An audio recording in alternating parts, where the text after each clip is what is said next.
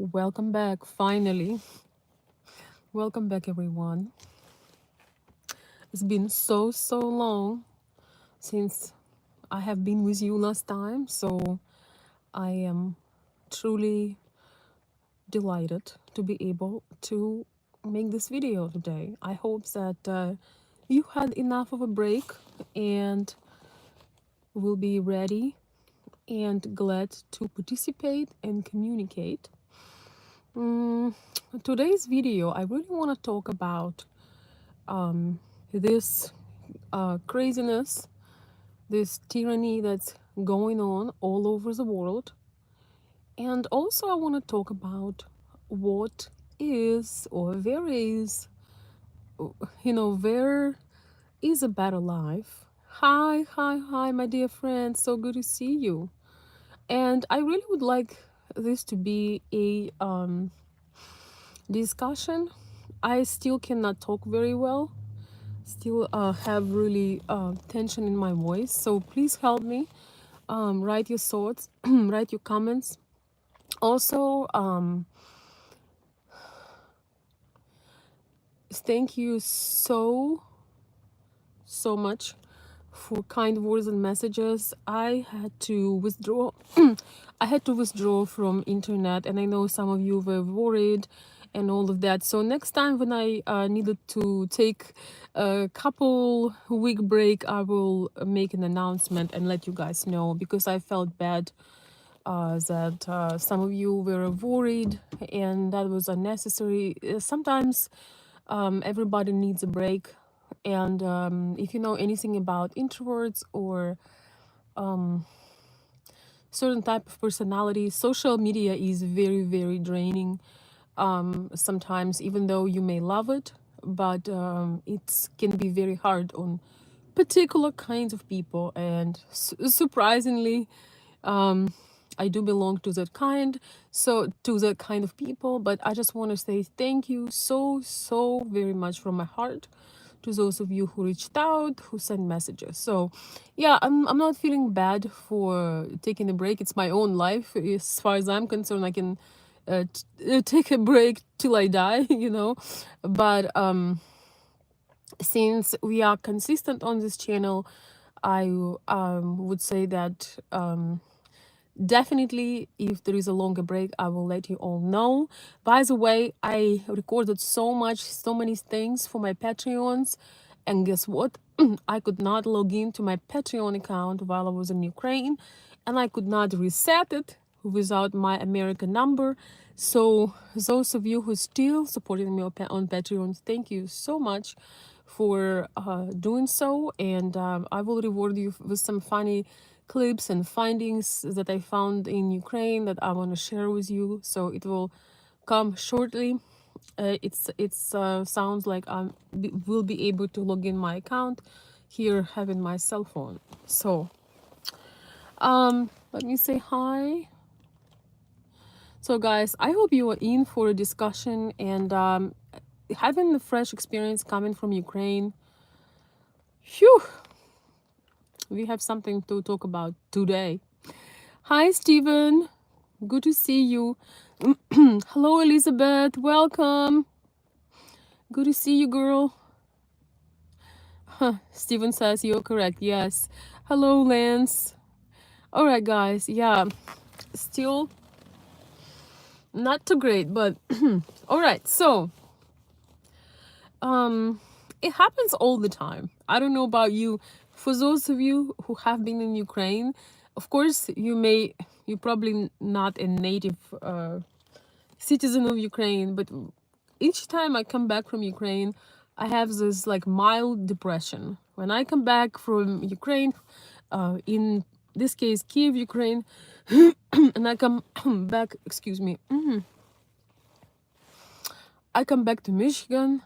Okay, it is about 2 to 3 weeks of a mild depression because I don't have the food, the architecture, of course, family number one.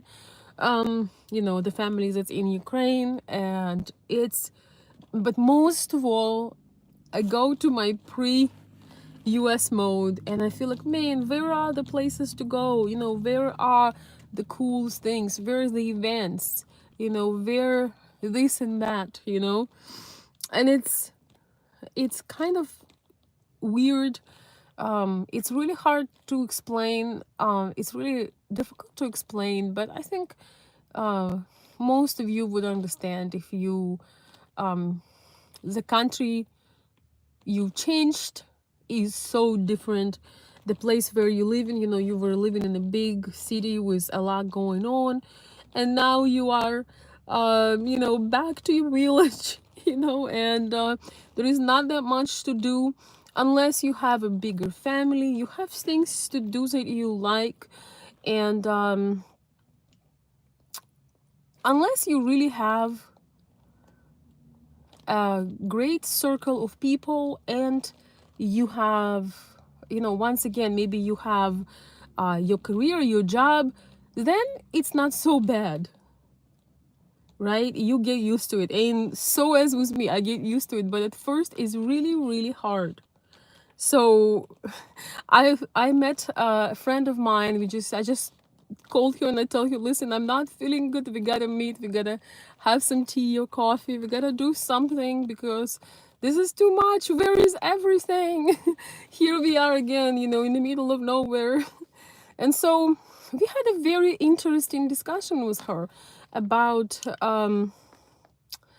the differences in the lifestyle and the differences in perception of what is a good life, you know, and what is the you know, what is the difference, you know, between living here and there. And so we just had this discussion that was really interesting, so I would like to share with you some thoughts. And of course we're going to talk about this modern insanity that is going on right now. We absolutely have to talk about it. Just so you know, as I just left, yes, Ukraine is again on a lockdown, and I just feel this is, I don't care where you're from, I feel that it is so extremely unfair. It is so extremely it's such a incredible form of dictatorship. So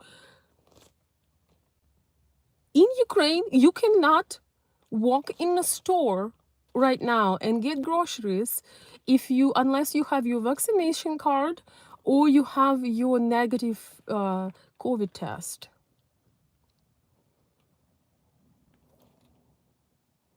Well, the good thing in Ukraine, you can buy a lot of things on the fresh market. You know, you can actually, that's my favorite food, buying it from the people, from the village people, and so on and so forth. But I think it's so ridiculous. People cannot use transportation. They cannot shop for food. They cannot literally go anywhere unless you bring your vaccination card or you have your negative test. By the way, in Ukraine, you have to pay for your negative test. So, long story short, I left Ukraine, and this has just happened, I believe, on the 30, it just happened maybe 2-3 days ago.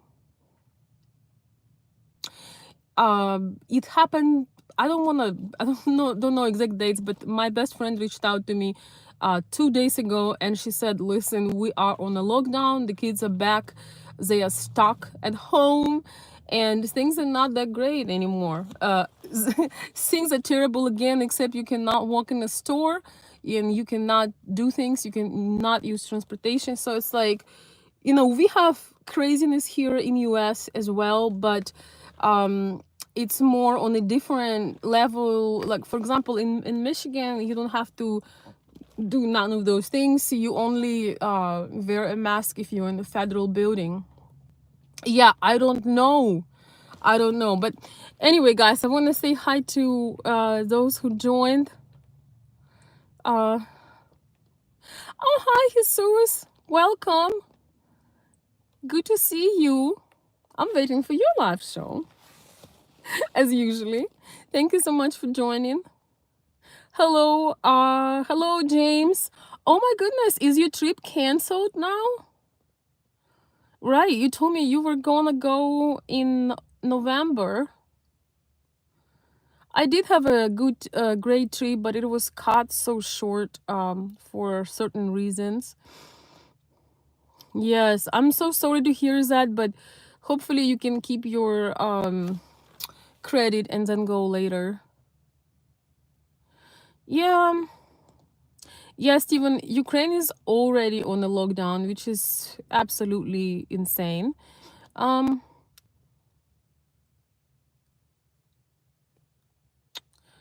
you draw your inner strength from your motherland. Nothing wrong with that. Just the depression is a tough part. Well, I don't mean like a real depression. It's more of a, you just miss something, it's, you know, it's kind of like you are rooted somewhere. This is your native language. This is your native food. This is your native people. So you have something that you cannot explain, it's just something that you are connecting with, and you will always miss it, so it's not like something that actual, actual depression, but it's just you just miss home. Plus a lot of I have family in Ukraine, so a lot, if you will marry a Ukrainian woman, she may go through those phases when she really missing her family, and this is a whole another video.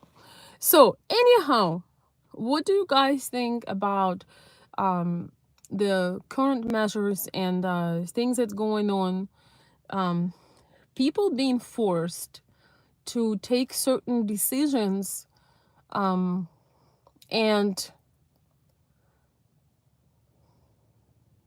it's almost, I almost see the government with a big syringe, and they just like they stick it in your vein, like in your vein, and that's what it really is. Any mother, if she won't be able to feed her child, if she won't be able to go to the store, if she won't be able to use transportation, in Ukraine a lot of people don't have a vehicle. um I mean, it's no different, it is no different than literally, you know just sticking that thing against that syringe against people's will. When they torture people in early times, or they trying to make you crazy, they would manipulate you, they will do so many awful things, like in the concentration camps, or man, I'm forgetting English, just a moment. Not in times of KGB, when they were trying to get the truth from the person, sometimes they would torture the person so much that that person would be would actually not only saying the truth, but this person would be saying the things that don't even exist, because they would be literally drawn insane. It's the KGB techniques that they would use to ask people to tell on each other, to figure out if there is any money in the family, if there is any gold in the family, my grandma went through some of those things when they would push her around the corner. So there would be like 4 or 5 or 6 even big women, and they would push her, from each other, just like that, just in a circle, just make her crazy. They were trying to get some money and see if they have some money, because generally in Ukraine, my dad's side is Jewish, so in Ukraine, if you're Jewish, you generally have money. But they were so poor that with 4 children, they shared one pair of shoes. So no amount of pushing would open up the family treasures at that point. So, but anyhow, you just, I don't know, guys. What do you think? To me, the more they pushing this, the more they cutting our freedoms, the more they forcing and manipulating people, the less of a chance that people who are thoughtful, that are mindful, are going to do this, to my opinion. I don't care if I can't breathe oxygen tomorrow, you know. I don't care if they want, you know, if if I can't get a breath of fresh air tomorrow. This is so awkward. If it is so great, it shouldn't be pushed, you know. You shouldn't be threatening people's well-being. And it should, you know, you guys know that I've just became a US citizen. I was very excited to pass the interview, and recently I have my swear, when you swear under oath, the ceremony. I was really excited about it. But when I was preparing for the civics test, you know, I was learning about how the law does not, just because somebody comes up with a law, it doesn't mean that it's 100% constitutional. And what we are learning right now, you know, with having this huge experiment, it's things being experimental, how to say this, experimental medicine. We are not, how to say this, we are not obliged to take part in experimental medicine, and it's unconstitutional, and it's against all of the common sense, and it's definitely really, you know, break of our freedom. So man, I was hoping to talk this about a little bit later, but man, I just cannot cannot believe this. So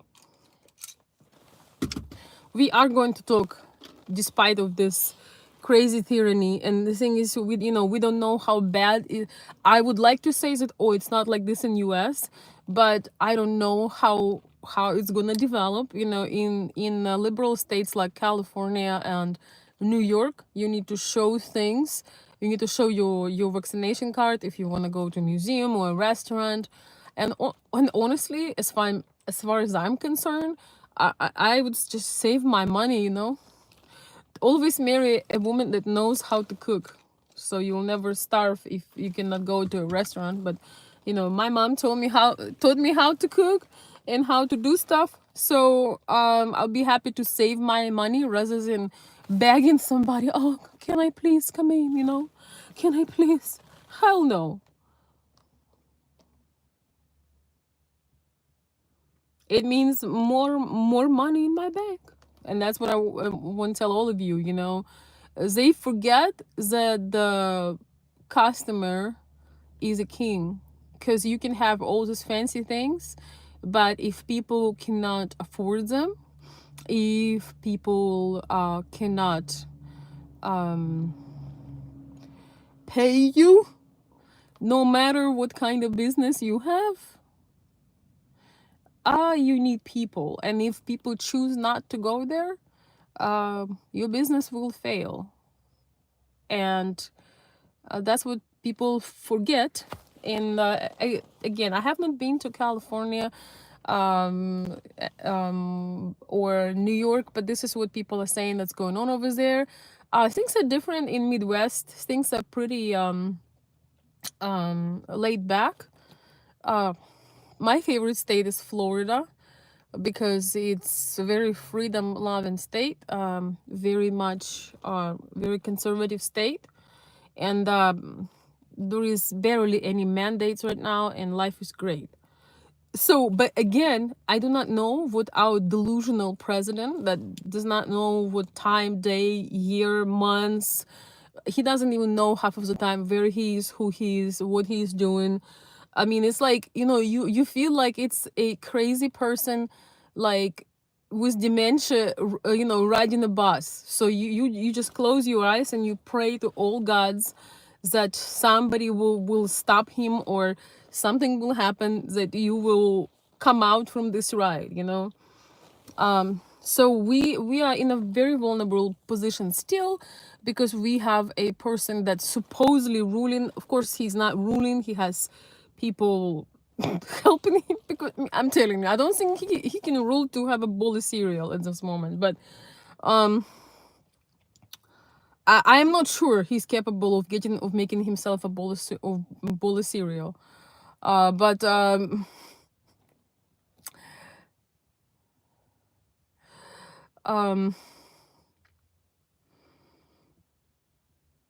that's our reality. This is our reality currently. So I would not be saying that, oh, you know, those personal freedom attacks will not happen here, because we simply don't know. You know, we have somebody who wants to mandate everything, and he said that this is not about freedom and personal choice. And as a person who just became an American citizen, America is about freedom and personal choice. Dumbass. That's what I was thinking when I was listening to him. That was maybe about a month and a half ago when he said that. Yeah, that this has nothing to do with freedom. And I was just thinking to myself, actually being an American has everything to do with freedom and having the freedom of choice, especially what you do with your own body, you know. And the thing is, giving people information what you do with your own body, your medical history, you know, it's really very intimate things that should be for you and your doctor. So I'm sure all of you guys all of you guys, or most of you, not too excited about all these events, but Privacy Act, yes. Yeah. Oh my goodness, guys. What do they think of Biden in Ukraine? Not much. They think it's some kind of joke. Really. You know, it used to be a prestigious thing to be a president, but we may have to skip a bit.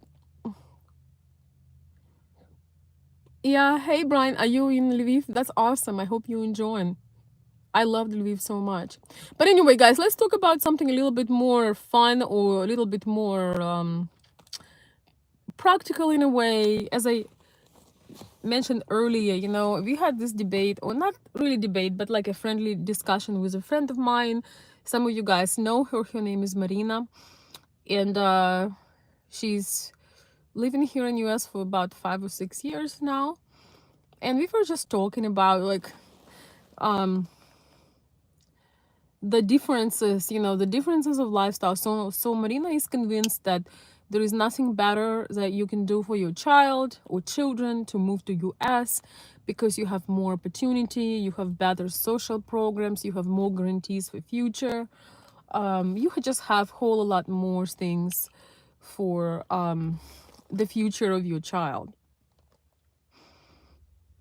you know. And I think that it's a trap probably of every immigrant, because you know, you always want to have this country number 3. At least this is me. Like in my world, I have the perfect country number 3 that unites beautiful things from Eastern Europe and certain stability and reliability from the West, like from US, for example. And yeah, this is a country number 3 that I dream about in my mind. When you first come to Ukraine after you immigrated to US or any other Western country, you come and it's like, oh, you know, nobody's smiling. Oh, they didn't ask how my day was. Or, you know, people don't really smile. And, you know, we have this whole thing of people keeping things to themselves. My son said, he said, Mom, honestly, I love it here in Ukraine. I can keep walking, talking with you. I save so much energy by not saying hello and and smile to people, and you do meet a lot of people who are walking. So he said, man, I can just keep going on my conversation. I don't have to, say hi and do all that. So that was kind of interesting that he said that. But generally, when you come to Ukraine after you lived, let's even say maybe 2 or 3 years in US, you noticed the things that are missing in Ukraine that you have in US. And at first, like first couple of days, you probably going to have frustration, you know? But then you get used to this and you start to feel the good things, the low prices, the opportunities that you have with your, American dollars. Most of us, when we come to see our family, we're trying to, do something for them, spoil them, take them on a trip, get them some special things. And I can tell, another, one of the other benefits is when you move to possibly a, Western country, or the country where you are able to make more.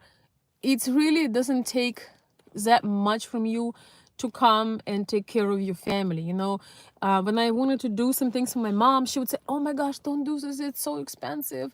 Don't buy me this, that's so expensive. And I'm like, first of all, when else I'm gonna do it?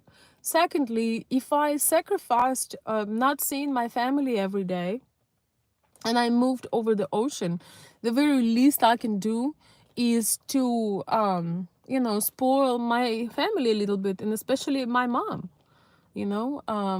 So if you have a fiance from Ukraine, remember, our mothers literally had to put their life on the line to take care of us when we were growing up. Especially for 90s kids. um I literally was growing up when everything disappeared from the store. So it was pretty interesting. We are complaining now, or shortage of this, shortage of that, but that was for real shortage. Like, I remember simply, having next to nothing in our refrigerator, and just not having, you know trying to survive because one regime had ended and another one is not, wasn't stated yet. I've heard that in Venezuela, I believe it's also a communist sort of regime. I don't know if Jesus is still here, but I've heard that people were so desperate that they eat zoo animals at some point. I'm not an expert on that, but so um, having history like that, when you know that your parents were sacrificing a lot, and if you move to another country and you're doing well, one of the benefits is that you can guarantee them a good retirement. And don't forget that in Ukrainian culture, you're supposed to support your parents when they get old. In American culture, it's not really like that. It's just, I mean, in Ukrainian culture, you're supposed to take care of your elderly, especially if they raised you. So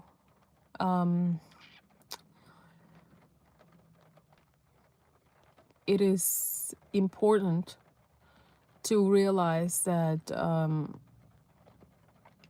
by making this step, you can, help your family and provide for them and make sure that your mom and dad have their later years, their retirement years, have them decent. Because, one of the extremely sad and devastating thing in Ukraine, if there are elderly people, if they do not have a son or daughter or a grandson, there is next to impossible for them to survive.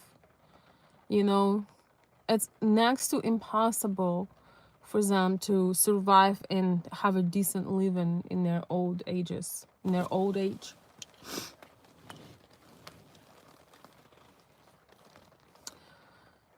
And that is very sad.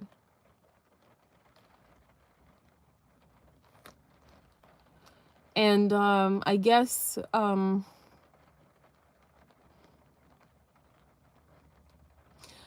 it still runs true that,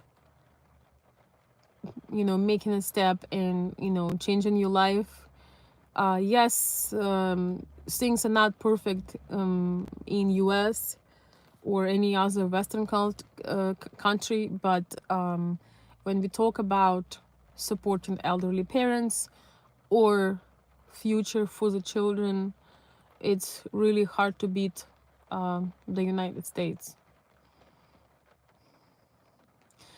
I believe is because of the 70 years of socialism.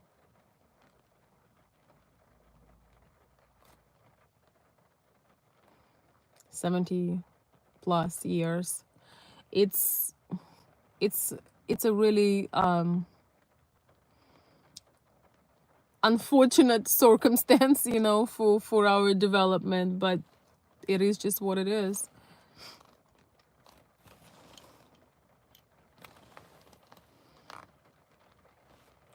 So guys, what is your, I'm gonna read some of your comments. Uh, what is your opinion? You know, some of you come to Ukraine and you get so fascinated with Ukraine. You love the architecture, you like the, you know, aesthetics, you like the food. Do you, and the dollar goes so far, so do you feel sometimes that you would move or you would retire in Ukraine or something like that? I'm just curious to see, I'm just curious to see that if you sometimes think that, you know, you don't need to do that much anymore. Maybe you're about to retire. Do you consider that your life would be better in Ukraine? Because, you know, most Ukrainians want to go somewhere for stability, but a lot of Americans, you know, would love to, they think they could retire in Ukraine or consider a second residence. So I'm just curious.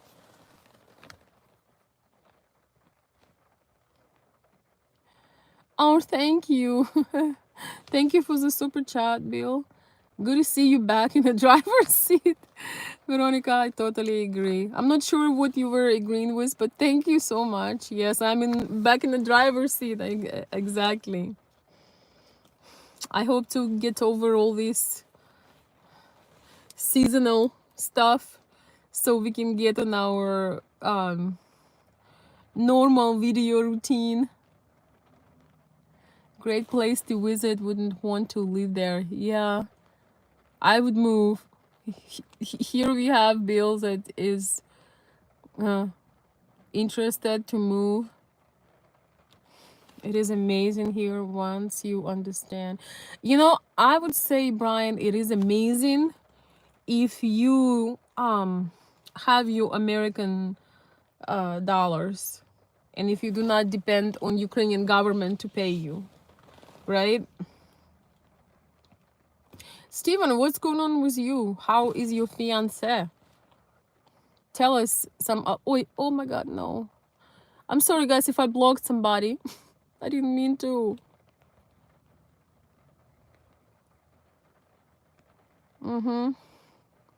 Yeah, so what I would say is really, things really depend where you are at.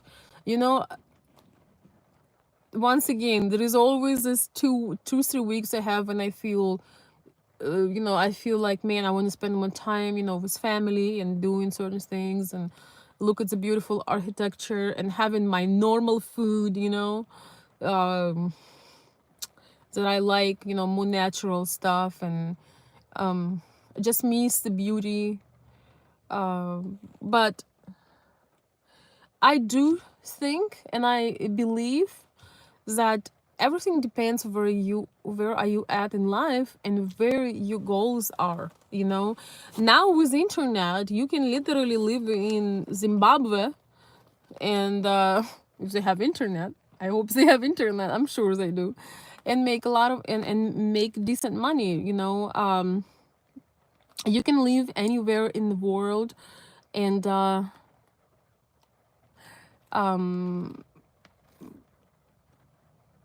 make living if you can transform, you know, your career or your job into something that you can do online. You know, there are people who are very successful doing it. And so this is, but this thing is relatively new, you know.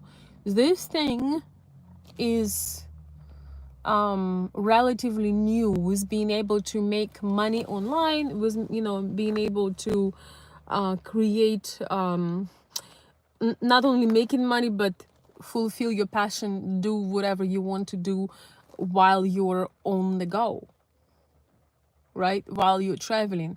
So if we're talking about more standard and classic situation, when you not an digital entrepreneur, we have at least one digital entrepreneur here. I don't know if he's still here, but he is a very successful digital entrepreneur, my favorite channel, the body language guy.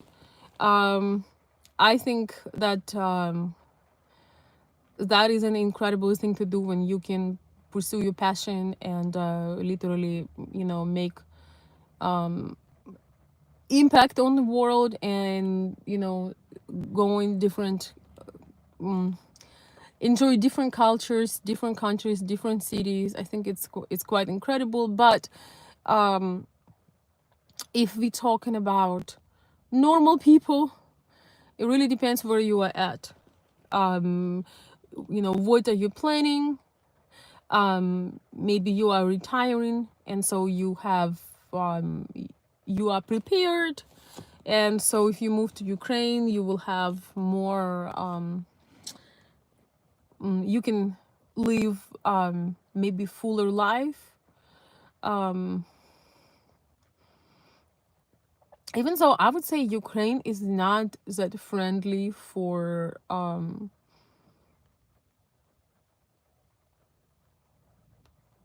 foreigners. I wouldn't say that Ukraine is and not friendly is not the right word, is not as adopted. Because for example, if you go to a hospital, you may or may not have somebody who speaks English, you know. If you go to the post office person probably does not speak English. So it's you will have to adjust to certain things, and maybe actually the good thing about it is you may understand how people who are foreigners, when they come here, how difficult it is for them to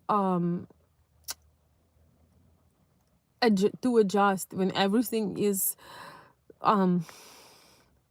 you need to learn everything from the beginning. You know, you need to learn how to walk, you need to learn how to talk, and so you're gonna be a bit in that role, because you may not have a translator, you may not have the convenience how you have it in US. But once again, if you want to have more you know, one thing that's great about Ukraine is that you can have a lot more social life, you know. When I was in Lviv, that was pretty incredible to see, you know, people being outside, everybody and their brother, everybody's outside, people just enjoying doing stuff, families are outside. This is one thing that I still do not like about US and Michigan in particular. There is no people anywhere. Like if I'm going for a walk to the park, yeah, there may be three other people. You know, it's just very different because everybody has a car, and in the evening most people are playing video games, or they are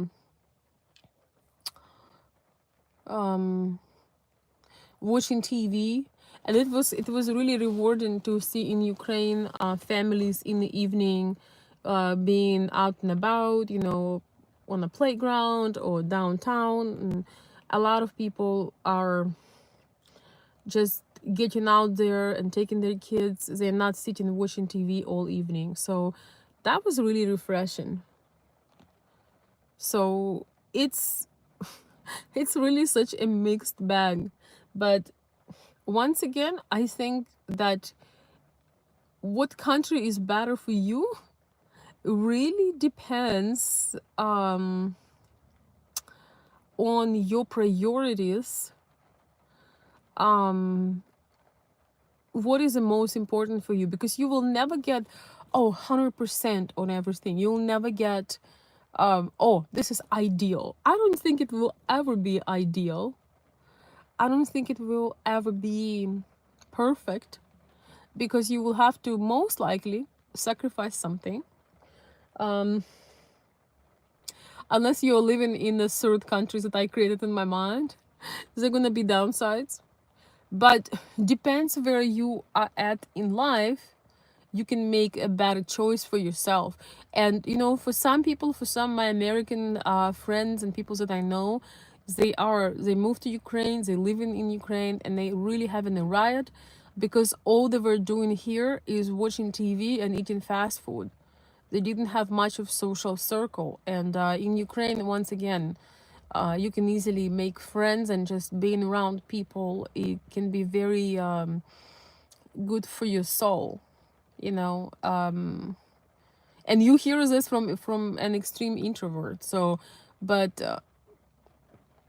right now I feel, yeah, somebody just mentioned something about being antisocial. Hello, Fuchsia.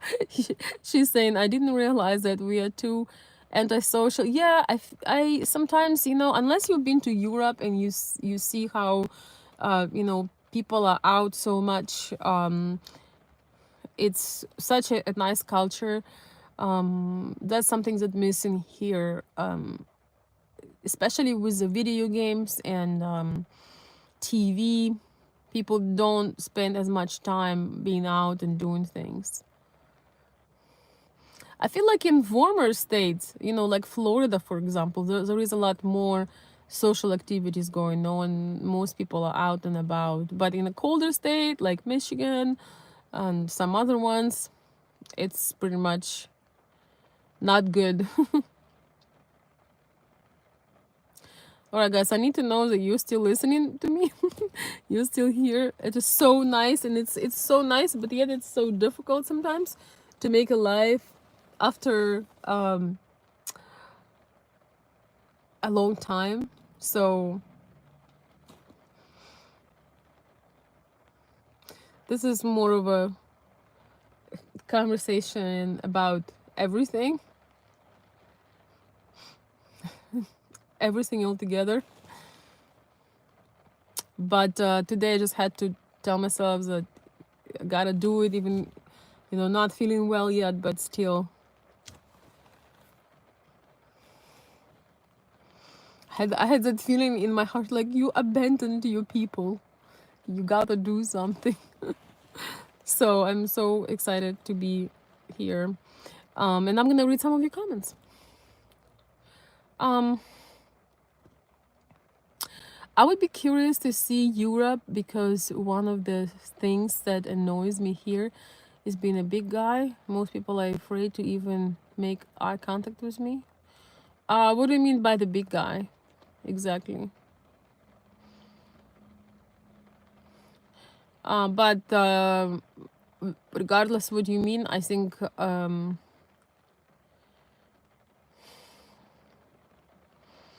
I don't think that your size is a problem, honestly. Yes, people in Ukraine are generally friendly, but they appear very cold. Once you break the spell,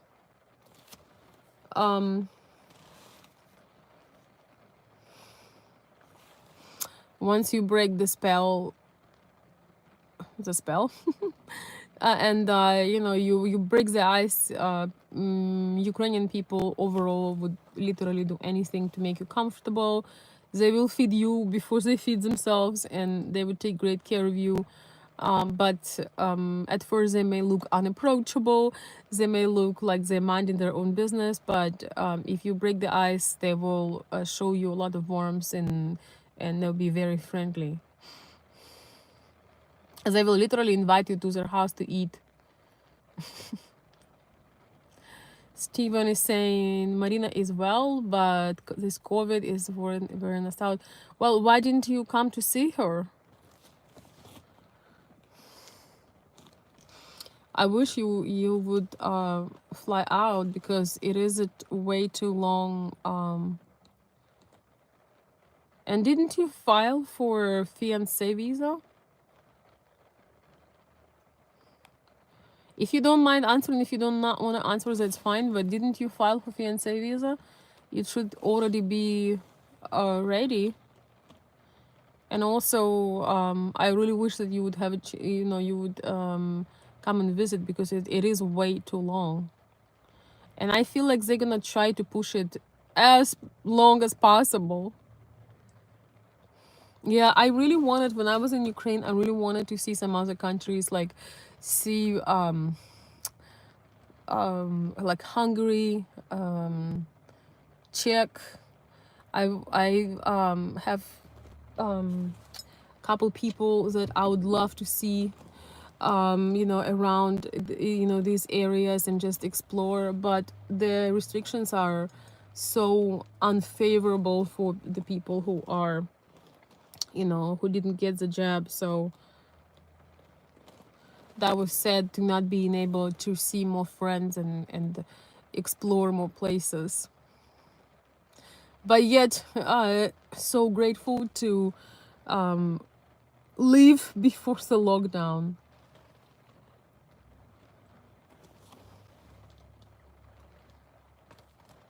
That just shows you, government's supposed to work for us, but this is just shows you how much power they really have, and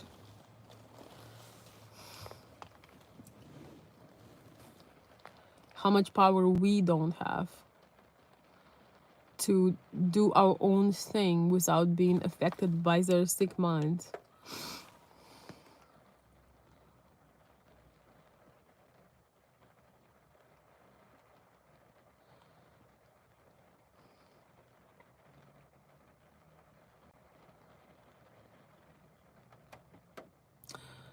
What has been on and off?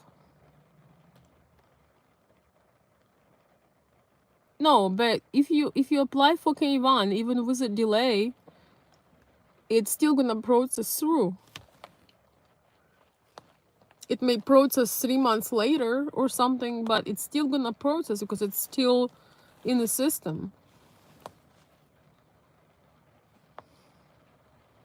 Yeah, I feel for you, and that's too bad.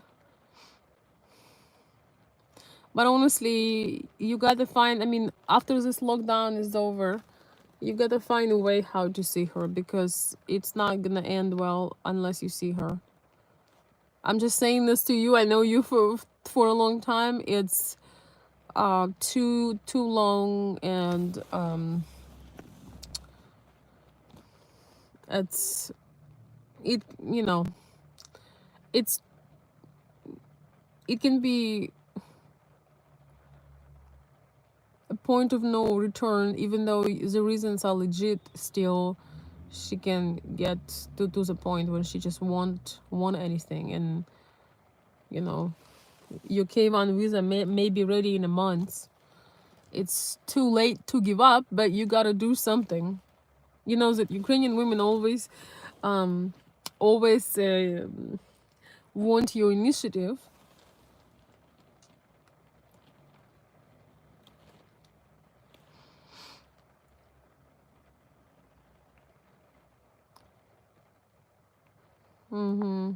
I see. But still, don't give up, no matter what. Yeah, I agree. This whole thing is a wake-up call for a lot of people. The government, um yeah, they do behave like they own us, but they are supposedly working for us. I know. It's insane.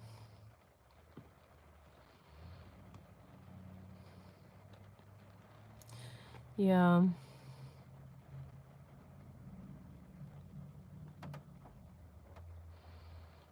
Hey Wayne, good to see you. Germany was pretty shut down this summer. I look forward to being back in Kharkiv next month, but a lot of friends there have been sick lately. Yeah. Oh, good night, Elizabeth. Sorry I didn't see your message. Yes, I missed having you on my shows, and thank you so much for joining. I know it's very late where you are at. So anybody who is watching from Europe, thank you so much for watching late. Angela Sky. Hello, Angela Sky. She says, hi from British Columbia. My grandparents were born in Ukraine. All right. How is life in British Columbia?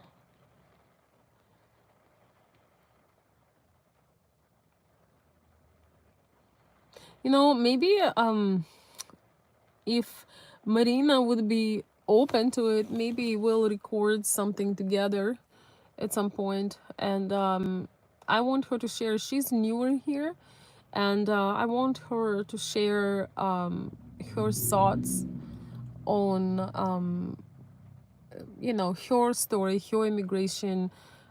She seemed to have so much appreciation to be in US, and I think it would be really good. Maybe I'll play, you know, the, you know, she'll be on one side, I'll be on another. It would be just kind of challenging each other, but she seemed to be just really thrilled to be here for her children, and she thinks that regardless, even with all this mess, that there is a lot more opportunity here than anywhere else in the world. So maybe we'll do it, guys. Don't judge me harshly on this video because I'm not quite at the good spot yet, and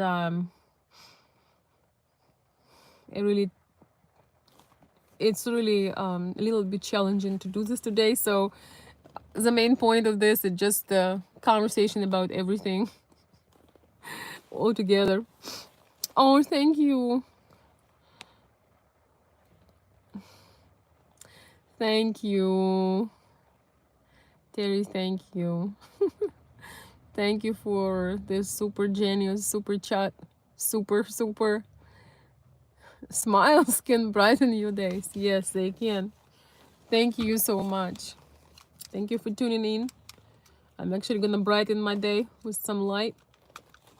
I had a feeling that I'm gonna be in the dark. Thank you. That makes me feel like home with the signature Terry super chat, or one of his signature super chats. Thank you so much for supporting this rainy day, rainy fall day live show. Thank you.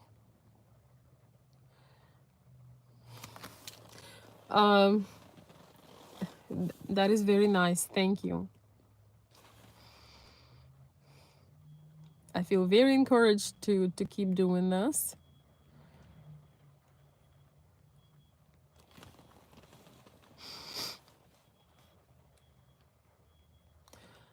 I hope it's not too boring for those of you who are watching. But I assume if you're still here, you probably not. Gary is saying, I was in Kiev in September and loved it. Awesome.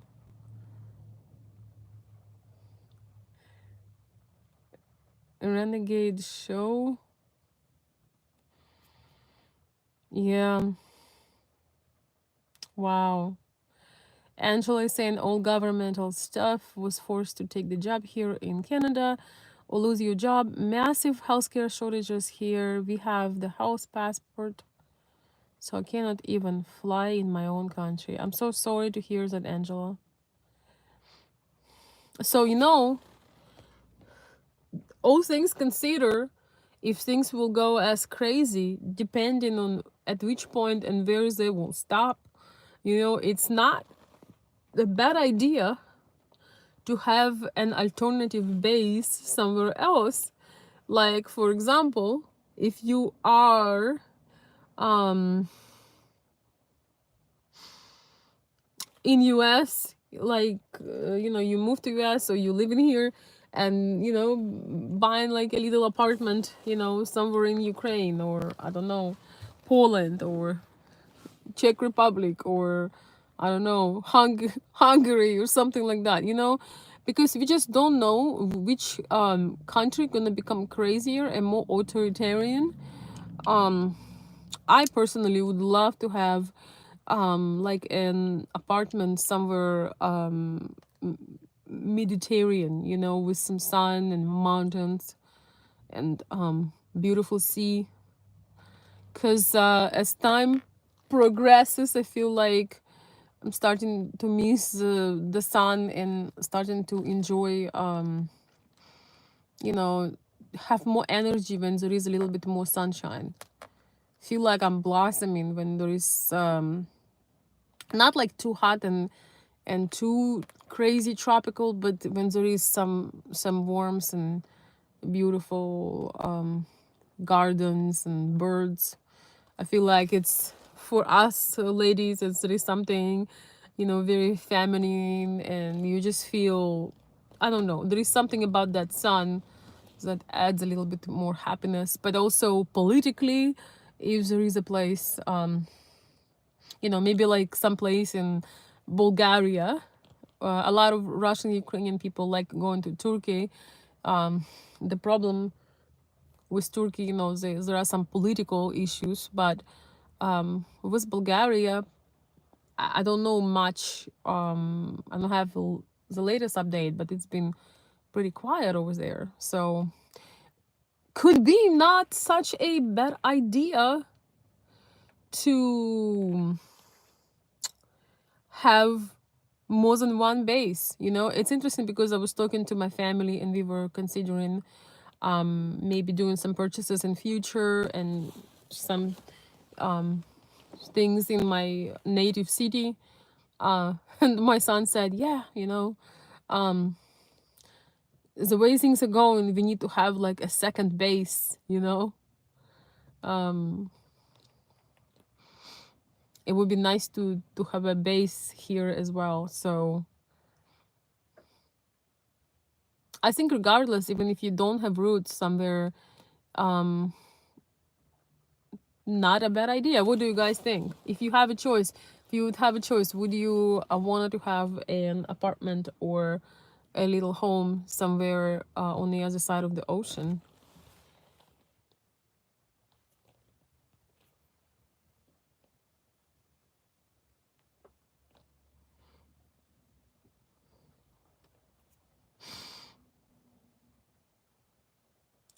Yeah, Greg, I hear you. Check it out, y'all.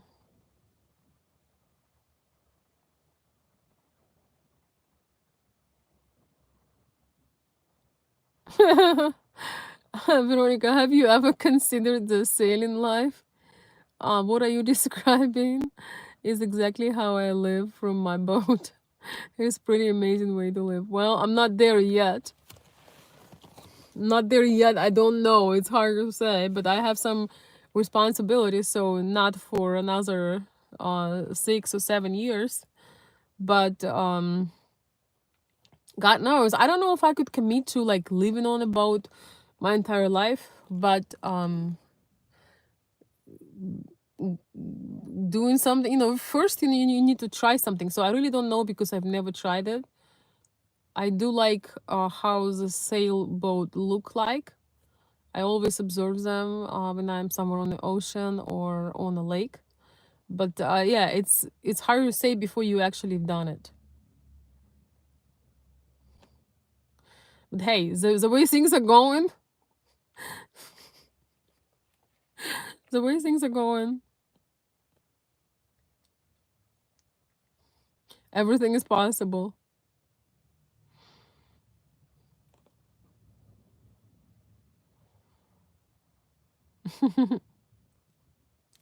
Yeah, you should make Renegade. I don't know if you're a girl or a guy, but you should make a video about this, your experiences, and send me the link.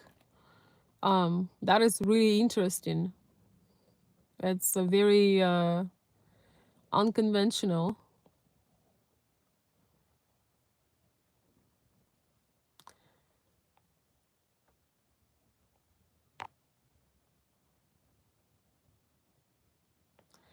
Yeah.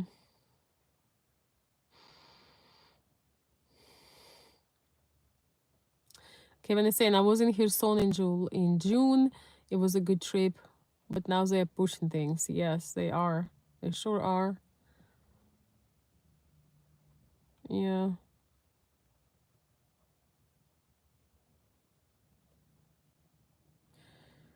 Yeah, well, it can be very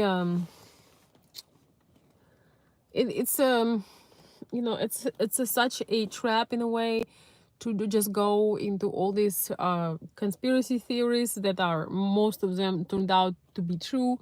But sometimes you just have to separate from all of this and realize, okay, it's not fun, but eventually things gonna get better and life is not ending, and do the most with what you currently have. Because um,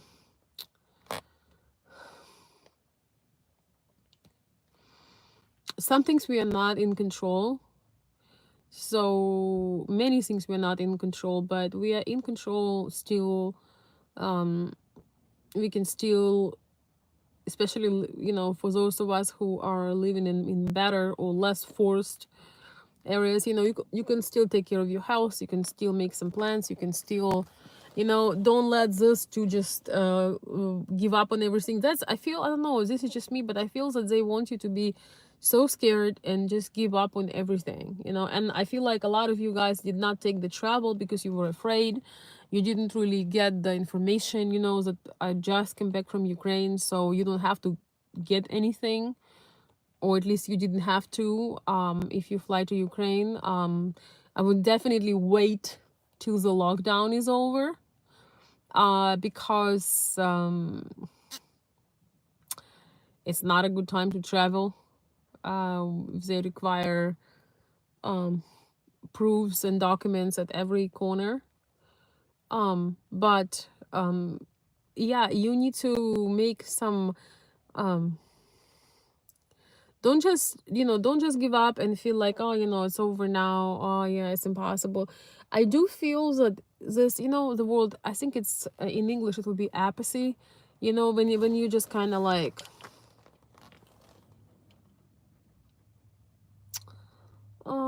when you don't want anything, you don't feel anything, you just like, um sometimes, you feel apathy when you're sick because your body just sick and it doesn't have energy to, you can't really enjoy things, you don't feel the taste of food, you don't have energy. I just have been through kind of these symptoms, and it just, you feel like you're losing that zest of life, you're not feeling it. And I feel mentally this is what's going on right now, because, oh, you wanted to go here, it's closed. You want to do this, it's canceled. You want to take this trip, not anytime soon. But this thing is, after a while, when you get denied and denied, you just have this laziness, and you're just like, I might as well not dream about anything, not do anything. Try not to make this the case, because they are trying to prolong this as much as possible, but they don't have as much power. Eventually, people going to go on a rage, and it will be over. I think my prediction is in Ukraine now, with a mandate of the proof and the test. People gonna go on strike. We're gonna have if I know my people, we're gonna have a major strike on Krishcharik, and it's not gonna be pretty. because people need to use transportation. They need to get the kids to school. They need to be able to buy groceries at the store. Um, they need to be able to go places, and most people cannot afford to pay for the tests all the time. Every 3 days, it's impossible. And some people are allergic to things. A lot of people would not mind taking the shot, but sometimes they have health uh circumstance. So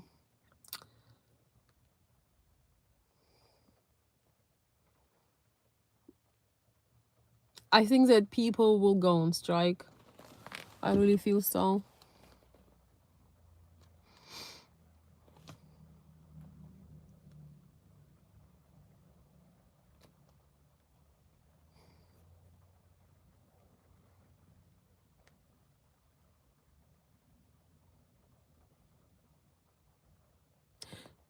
Scared people are more likely to be controlled, yes.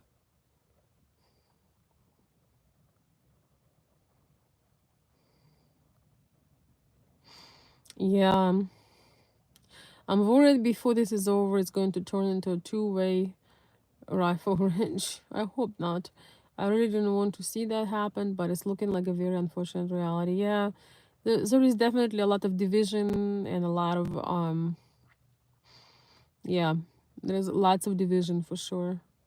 Guys, still there are places where you can go, most of us, and just take a break from this. That's probably would be my final point today, is that when I was in Ukraine, I did not watch any updates on TV. I just told myself, this can all go to hell. I don't want to poison myself.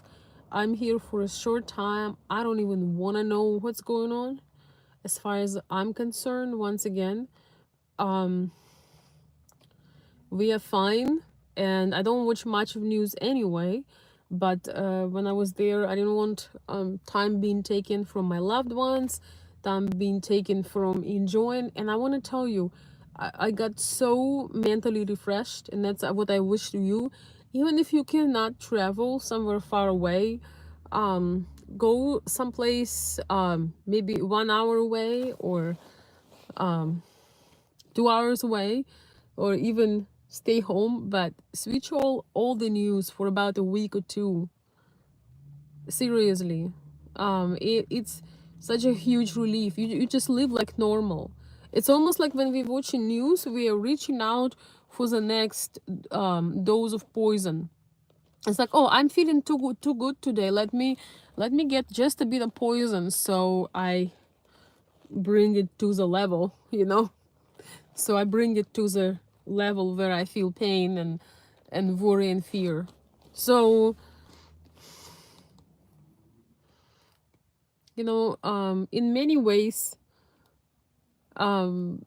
just before this lockdown in Ukraine, it felt like life like normal.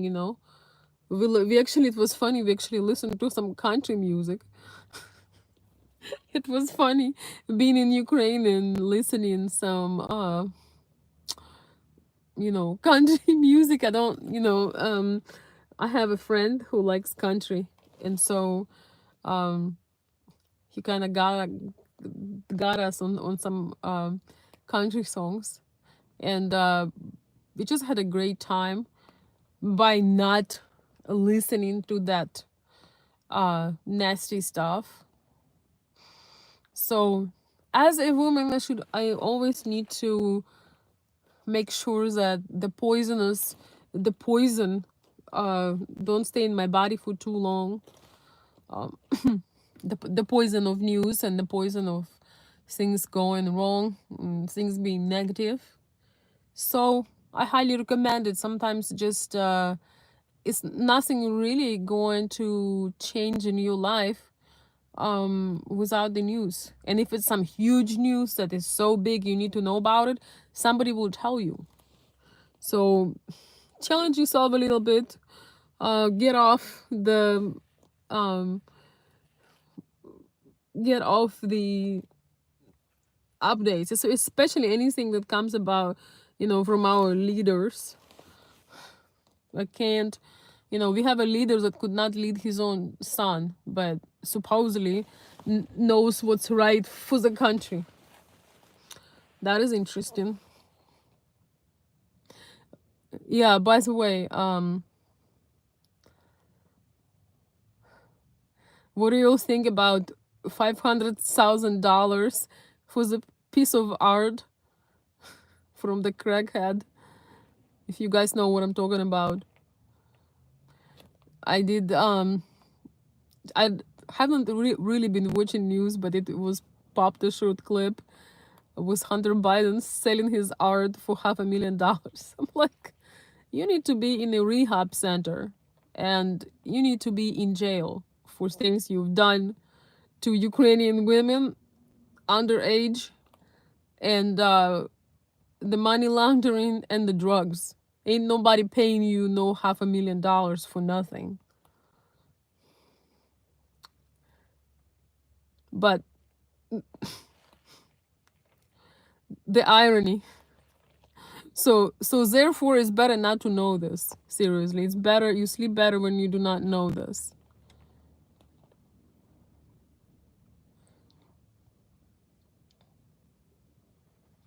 Yes.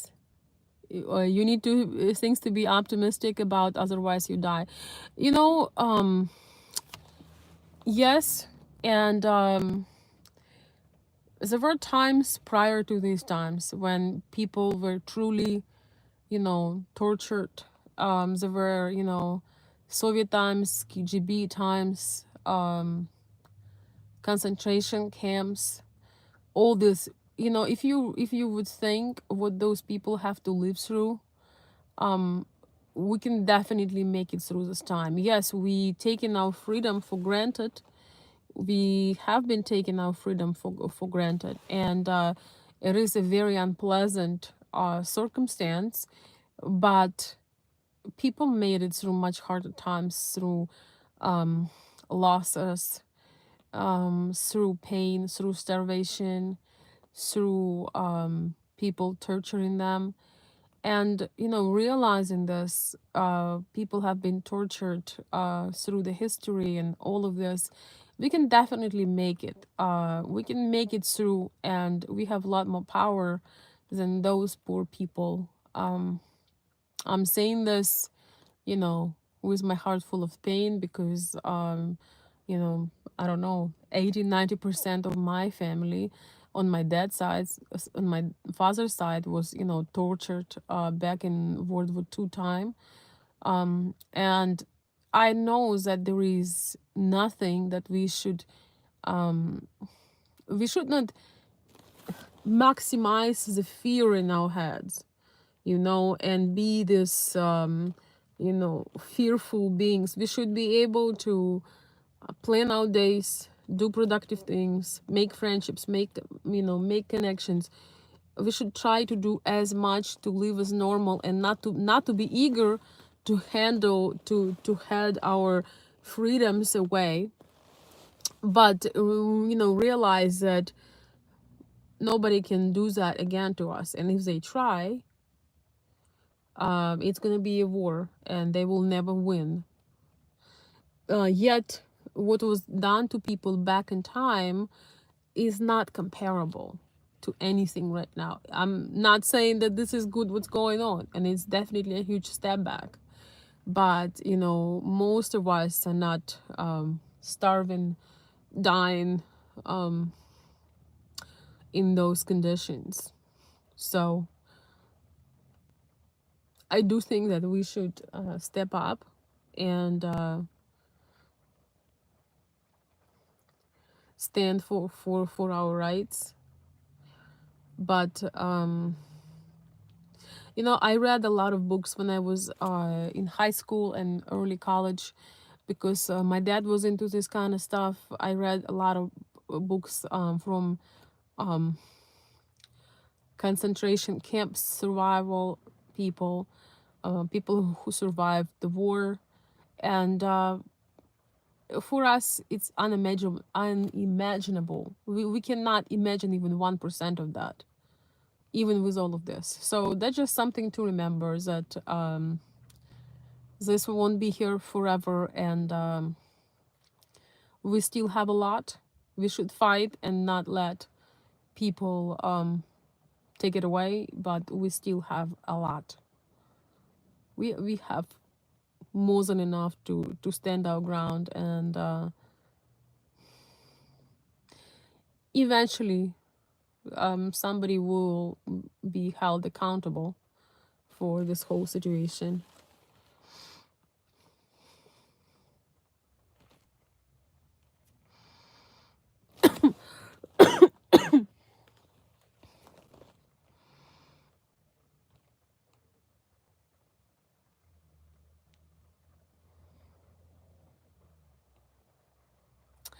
Yeah, Renegade says, Veronica, that is a problem in the West.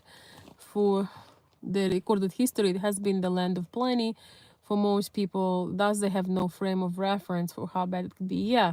So then, read the book. If you are in US, you've never really struggled, read a book. Read somebody, the concentration camp survivor, the Auschwitz survivor. Read some of those books, and you will understand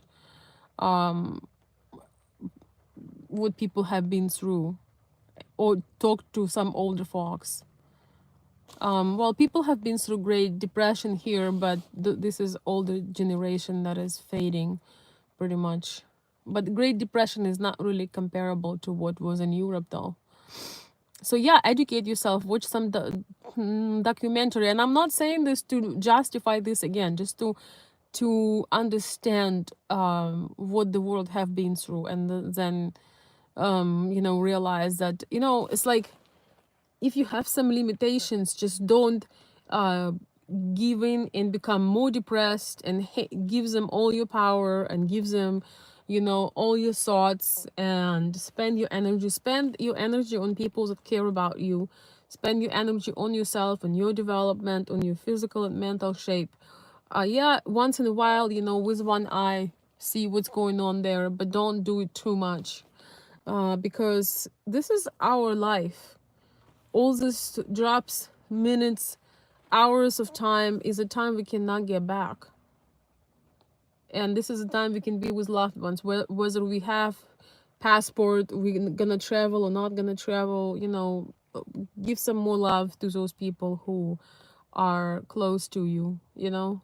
This is my advice as a woman, because that's what I know.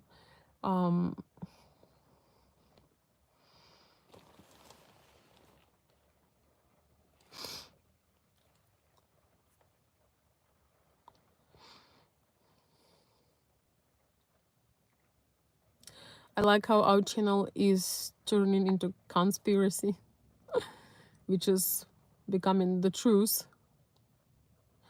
Oh, thank you. Love this encouraging and optimistic words, Veronica. Thanks, Casey. Thank you.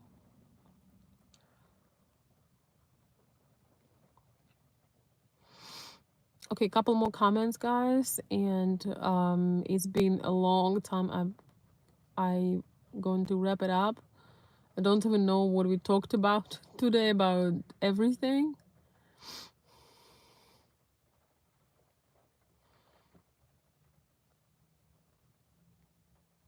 Yeah.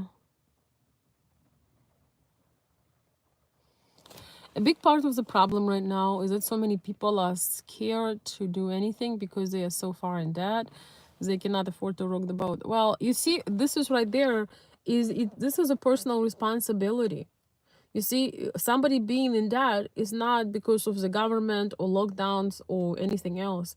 This is what I was trying to say. Do everything that you can do to make your life better, because no president, even functioning president, even if you have a functioning adult as a president, not gonna knock on your door and say, okay, I'm gonna give you this amount of money, I'm gonna pay all your debt, I'm gonna find you a job, I'm gonna open you a business. No. So people who drove themselves in a circumstance where they are liable for things, then they are overly consuming or doing irresponsible things, yeah, this situation will make it worse, but this is a personal responsibility, and therefore that's a good time to work on that. And if you drove yourself into that situation, stop digging and take control of your life, because you can still have a lot of freedom when you don't owe everything to everyone. Stop living in debt.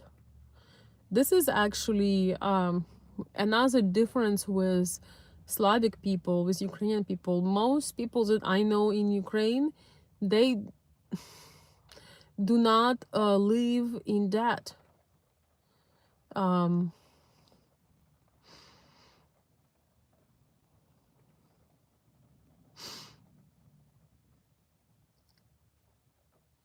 so if they don't have the money, they don't buy something, you know. Um,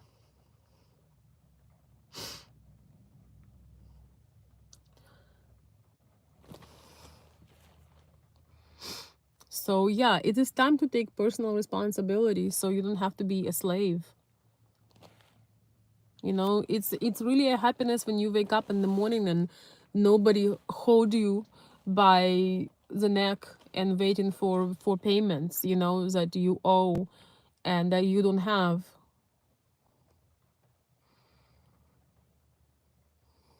James, you asking me such big questions. I really don't know. um I really don't know.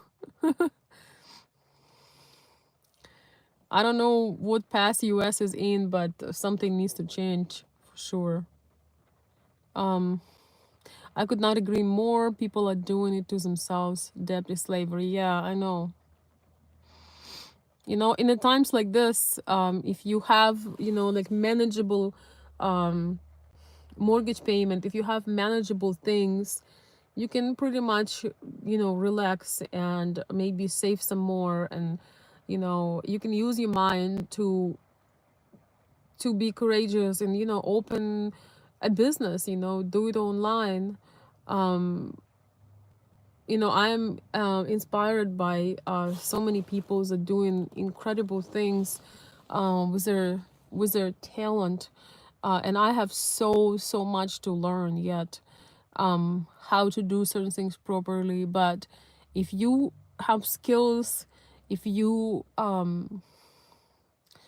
not if everybody has skills, you can be teaching your skills, creating your products, and this whole mess will be secondary, because as I said, everything passes and this shall pass.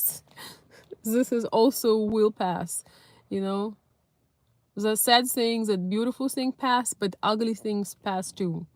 And one day we're gonna be looking at this like you're not gonna believe that this was ever true. But it's a good time to build something. It's a really good time to build something.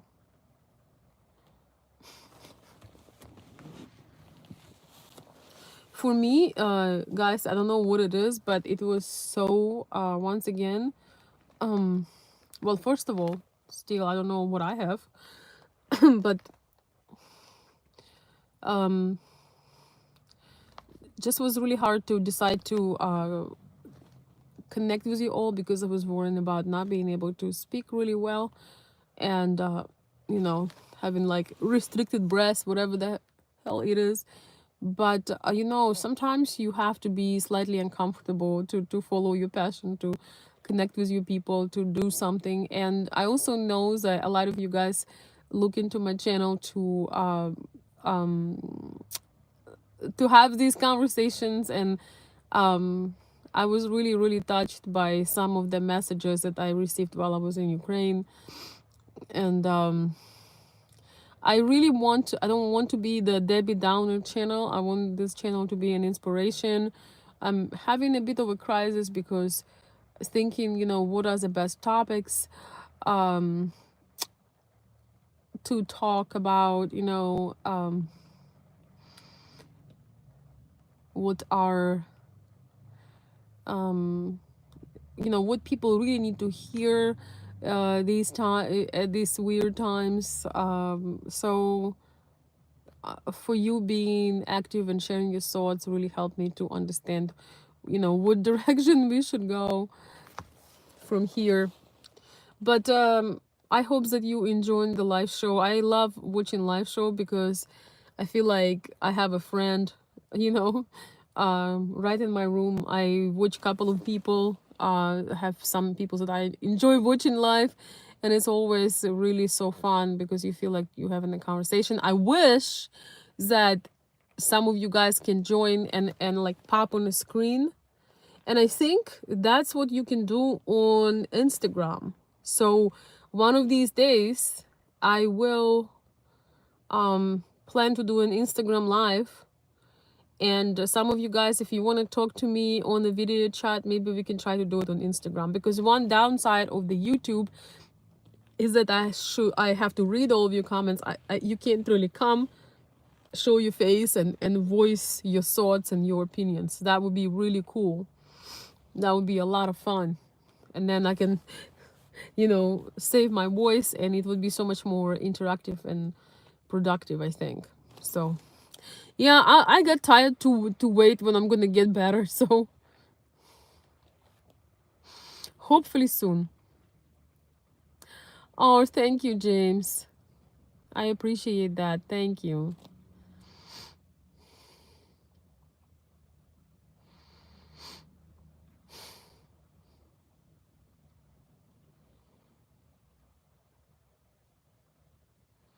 Thank you for the kind words, y'all.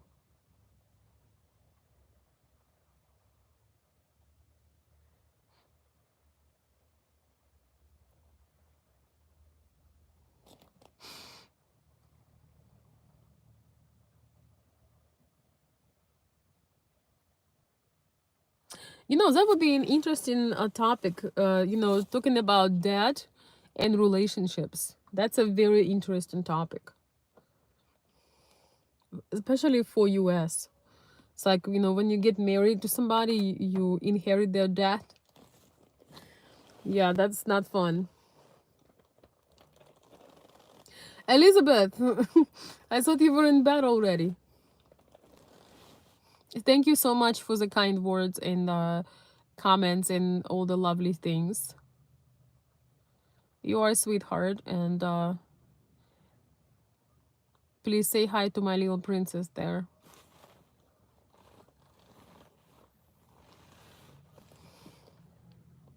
So, all right, guys. I'm running out of my speaking energy. I follow you to learn more about Ukrainian things in general. Yeah. All right. Thank you. Yes. Could somebody put my email, please, in the chat? It's consultveronica@gmail.com. But you need to know how to write Veronica is a K instead of C. So somebody could drop my email. I would like it. Oh, I'm sorry to hear that, Elizabeth. But if she's about to have the chicken pox at her age, is the best time to have it. But I hope she feels better soon. Thank you, Gary. Yeah. So Renegade, yes, send me an email, consultveronica@gmail.com. I can post it in the comment under the video. Yeah, but dad and relationships, that would be an interesting topic to talk about.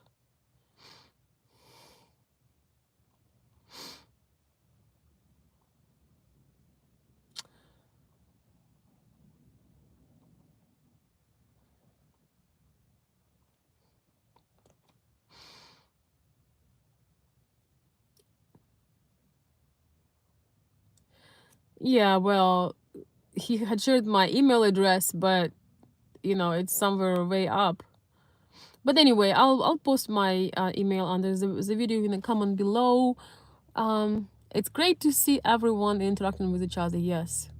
So guys, it's time to reach out for some wisdom, some patience, and first of all, and my last point is, don't blame your personal things, some things that you're not getting done, things that you're falling from, on the circumstance, because circumstance will change eventually. And if you don't let if you won't let yourself go, you will be on the horse. You will be ready to go places, you will be ready to do things. So take your responsibility, and you know, take your responsibility for what's going on. And so by the time this nightmare is over, you are ready to do stuff and travel and things like this. You know, unslave yourself, stop consuming so much. And you know, even if you're retired, even if you have a job, you know, find something to do that useful to others and can bring you benefits, you know. I think, you know, there are so many opportunities that people just don't see, you know. Maybe we should create some more social clubs and make sure that we not become an antisocial and completely like wild. By wild, I mean antisocial, you know. So with that being said, thank you everybody so much for joining the show. Thank you, James. Thank you. Good night, everybody. Um, thank you so much for joining. It was lovely to finally see everyone after a which feels like a very, very long break. Literally feels forever. So I hope I won't take that many long breaks anytime soon. But regardless, I want to wish you a wonderful night. Thank you so much for participating, sharing your thoughts, comments, and you are welcome to share topic ideas for the future. But meanwhile, I wish you a wonderful night, and I will see you very soon. Goodbye.